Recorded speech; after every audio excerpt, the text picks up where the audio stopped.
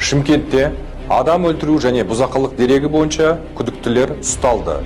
Шымкент қаласы полиция департаментінің қызметкерлерімен жедел іздестіру шараларының нәтижесінде адам өлтіру және бұзақылық қылмыстарына қатысты бар күдікті 4 адам анықталып ұсталды.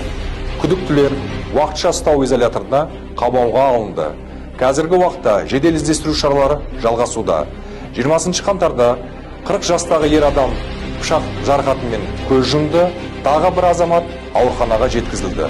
Аталған жайт бойынша адам өлтіру, бұзақылық және адам ұрлау баптарымен қылмыстық іс қозғалды.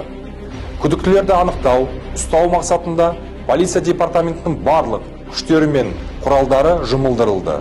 Қылмыстық іс барлық мән-жайы анықтауға бағытталған кешенді тергеу шаралары жүргізілуде.